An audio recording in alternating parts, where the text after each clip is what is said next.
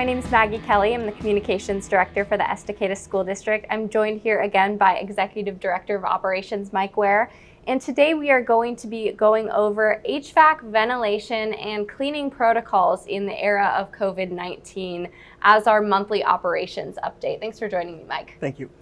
So first question I'd like to ask is, in terms of HVAC and ventilation, what have we added on in the face of COVID-19 to make our building atmosphere and air a little bit cleaner? Sure, thank you, Maggie. We've talked about this a couple different times. We've added ionization units to our air handler units, as well as doing air balance assessments. And most recently, we've added our DDC, our direct digital control systems, to basically the brains of our HVAC system to increase efficiency, temperature control, and airflow within our buildings.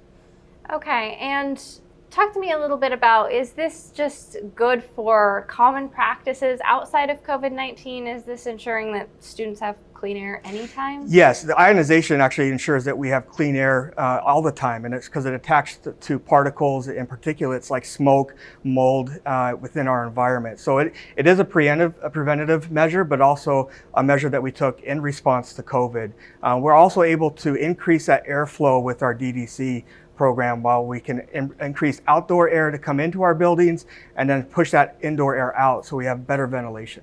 So I know you mentioned efficiency. Could you talk a little bit more about how these upgrades increase efficiency in our buildings? Yeah, again, going back to temperature control and being able to manipulate our system so we can bring in more outside air. We do a night purge now that brings in cooler air into our classrooms and buildings so that when students and staff arrive, they have more of a comfortable environment. This reduces the need to run our boilers all the time, which is typically in the past was 24/7, which is burning fuel. Now we don't have to do that. Okay, so I like that this is more efficient, could be saving some taxpayer dollars. Now talk to me a little bit more about dollars and cents of this upgrades. Where are we getting the money? How much is this costing? Some of those. Yeah, over the last 18 months, we've invested a little bit over $346,000 in upgrades, preventative maintenance, routine maintenance. Majority of this costs were coming, or the expenditures were coming from our capital improvement fund balance. Recently, though, we've used ESSER funds, which is that federal relief fund from the response to COVID-19, to apply towards the ionizations, to the upgrades to the DDCs on our other classrooms. So I think it's really notable that the ESSER funds that we got because of COVID-19 are improving our facilities in response to COVID, but also upgrades that will be great for students long term. You know, that's really excellent, and I think a great investment and not coming out of our capital construction funds. So my other question now is, I noticed you were talking about bringing cool air in and comfortability. I know we always have the issue of cold classrooms and warm classrooms. What does that look like now with these new upgrades? Yeah, again, using our cloud-based system allows us to adjust those temperatures at a moment's notice. In the past, it would require our facilities team to go on site and to manipulate the temperature controls, which take a couple hours at times. Because of our older buildings and older systems, now we're able to make those control changes at a moment's notice when requested. And that just sounds not only power inefficient, but an inefficient use of our maintenance team's time. So I'm glad to hear about that. Well, what does the timeline look like for completing these projects, and will they be district-wide in all buildings? Yeah, they're district-wide, all buildings except for our district office. So all 4 classroom or our school buildings now have DDCs. So all the projects are actually currently completed with ionization and the integration of our direct digital control system.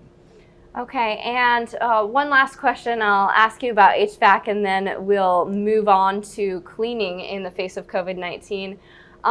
So again, we get the questions about the heat and the cool, so I'm glad to see some more regulation will be occurring. What about air conditioning? Why do we not have air conditioning, and what would the cost of air conditioning be to install that? Yeah, one of the main reasons is the cost. The cost of air conditioning roughly is about $3 million district-wide, and this was based off an assessment with our last bond proposal in 2020. And so that's a huge cost to the district.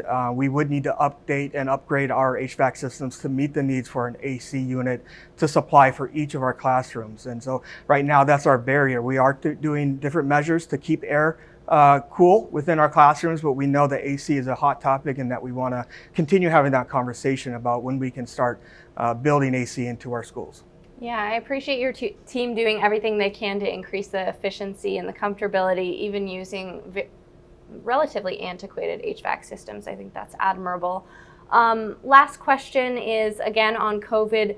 Cleaning and sanitization, what did you do to upgrade your processes of cleaning and sanitizing the buildings in response to COVID? It was really increasing the frequency of how we clean and the detail of how we clean. We looked at different methods throughout the state and the nation of how best practice cleaning methods are applied in response to COVID and in general. So increasing that frequency was a big piece of it. We had actually, as a district, already invested in a number of those electrostatic foggers prior to the pandemic starting. So we had a healthy supply of those. However, at the same time, we did purchase more so we could be more efficient, cover more ground in cleaning, and again, increase that frequency. Excellent. And so you implemented this for last school year when we brought students back on. Will you be continuing those practices this year? We will. Right now, we're still in the pandemic, so we're still facing that we need to increase frequency, making sure that we're monitoring the method of how we're cleaning, making those tweaks when necessary, but we're going to continue status quo on our cleaning methods for this school year. And then one thing I like as well is that you have that contact tracking and tracing system where you're able to see where those that end up testing positive for COVID-19 have been, so you're able to target your cleaning a little bit more. Yeah, that's correct. We've been very innovative in our contact tracking and able to really track the movement of individuals, students and staff, mainly at the secondary level, and so we are able to investigate response to COVID cases quicker and efficient.